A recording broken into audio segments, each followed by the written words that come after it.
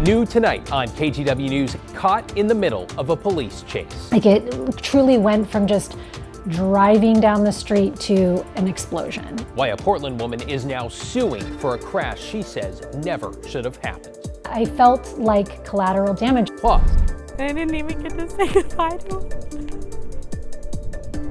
That was really hard.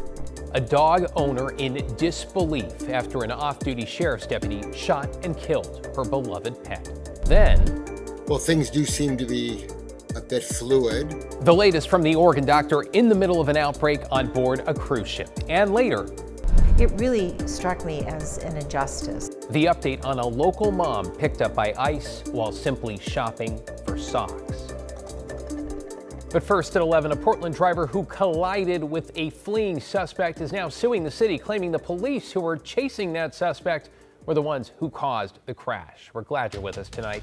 I'm David Molko. Let's bring in Alma McCarty with the video and that lawsuit. Alma. Yeah, David, this is security video showing the crash on 82nd back in May 2024. The plaintiff, Selena Pinnell, hadn't seen this footage until just a couple of days ago.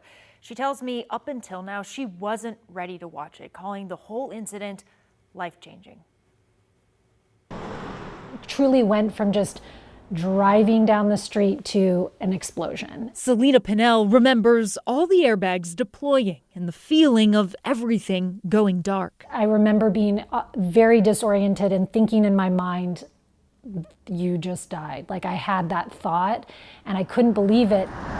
The crash at the intersection of Southeast 82nd and Taylor Court, a shock to her system. She's in the dark Subaru that hits a red car darting out from the side street. Somehow found my seatbelt, kicked open the car door, and upon exiting my car, I looked over my left shoulder, and that was when I saw the police and the guns pointed right at me. Portland police had been going after a suspect in a stolen vehicle, and Pinnell was caught in the middle, left with a totaled car and injuries to her leg, chest, and head. She expected officers to come to the hospital, but she says they never showed. I felt like collateral damage. I felt sort of disposable. It just felt like I didn't matter at all. 2 years later, she's suing the city. I think it was early on that I realized that internally I felt like that what had happened wasn't right. In the lawsuit, she alleges that PPB officers were negligent by engaging in a pursuit when the benefits to the public did not clearly outweigh the inherent safety risks.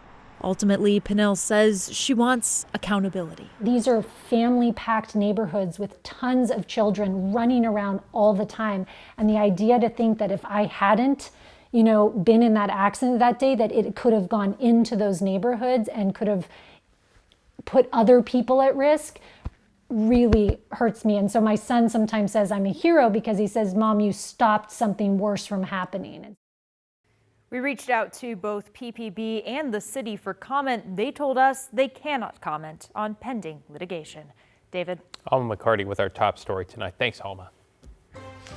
Let's switch to a live look over the Rose City now as we head into the weekend. And if it feels like it's been a long week, well, I hear you, and you might like what's in the forecast. Chief Meteorologist Matt Safinos here. The first look at Mother's Day weekend. Happy Friday, Matt. Thanks, David. Hopefully it'll feel like a long weekend to a lot of people out there. It turned into a great Friday. We had a pretty good sunset, too. We'll finish this off for you later on. Then we had some low clouds, some scattered high clouds, but plenty of sunshine in between, and we warmed up nicely today as well. We'll just finish off the sunset right now for you. There it goes, a little blast of color out in the northwest as the sun goes down over the Coast Range. In Portland right now, in Vancouver, 59 degrees from our camera at the Springs at the waterfront. A mix of clear and cloud out there. It's a fairly mild night, which is great. Tomorrow morning, we'll call it partly cloudy. There'll be some clouds around, but I don't think they'll be very solid, and they won't last that long. So by about 2 o'clock in the afternoon, we'll be up to 70 degrees, and we should climb to the upper 70s by late in the afternoon before things begin to cool off. Sunset tomorrow at 8:28. As we go into Mother's Day, we're still looking at a cloudy, cooler day compared to Saturday, but still a very nice day with temperatures above average. Be 68 by 2 o'clock. We'll begin to get some breaks in the clouds, more clearing late in the afternoon and in the evening hour. So a nice, cool, calm day for moms. I'll let you know what comes up after that in a bit. Yeah, looking great. Thanks, Matt. To get you caught up on tonight's other headlines now, new at 11, Portland police are asking for help identifying 3 robbery suspects. They're accused of hitting a smoke and glass shop off South 82nd and Bybee Boulevard on April 18th. Investigators say they can't release many details, but say at least one person was armed with a gun. If you recognize any of them, you're asked to contact Portland police. A second man is now under arrest in connection with a growing child sex abuse investigation in Vancouver, one that already involves a pediatrician and a medical assistant. 61-year-old William Snyderwine is being charged with conspiracy to commit child molestation. Prosecutors say he encouraged Chad Hartley to bring a victim to Dr. Michael Wilmington, the pediatrician who was allegedly holding naked sleepovers at his home. Wilmington died by suicide last weekend. Snyderwine is also accused of destroying evidence after learning of search warrants involving the other men. And we have new details tonight about what Washington County authorities call an organized crime ring targeting local gyms and cracking open special lockers meant to keep valuables safe. Beaverton police say the thieves are stealing credit cards, leaving the wallets behind, and using them at nearby stores. What's tricky, police say gym members are doing everything right. People are taking their personal belongings in, they're putting them into lockers in the gym, they're locking them, and then they're going and working out. And this crew has figured out the ability to pop these lockers open. Authorities think these suspects are connected to similar cases throughout the region. Officers say the best thing you can do is to leave your credit cards at home. Well, to some breaking news now, and a pedestrian hit by a car in Beaverton. This is a picture from the scene near Southwest Shoals Ferry and 121st Avenue around 8:30 tonight. Police say the person hit is now in critical condition. We understand the driver stayed at the scene and is cooperating. Beaverton police are asking any witnesses to please give them a call. Right when he was down on the ground already tased, Forrest took his gun out and shot him 3 times.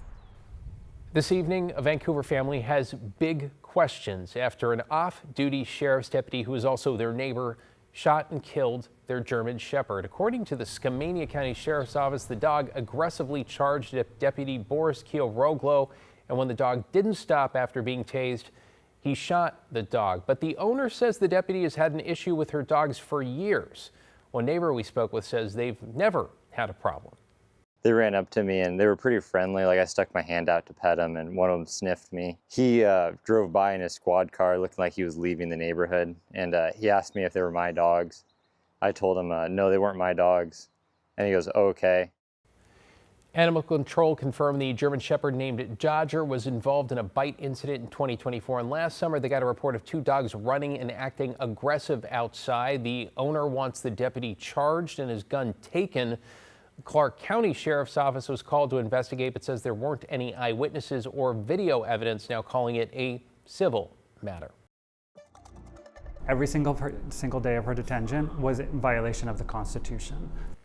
New tonight, advocates are celebrating the release of an Albany mother after she spent nearly 4 months in ICE custody. She was detained back in January while buying socks. Catherine Cook is in the newsroom with that update. Catherine? David, Maria Loya Medina will spend Mother's Day at home with her family. Her husband says they have no words to describe how happy they are to have Maria home. He and his children, they say, are now complete. Getting her there took a massive effort. Maria's shown an incredible resilience and incredible courage. And now Maria Loya Medina is home. On Friday, the Albany wife and mother of 2 was released from ICE custody in Tacoma, where she'd been incarcerated for 4 months.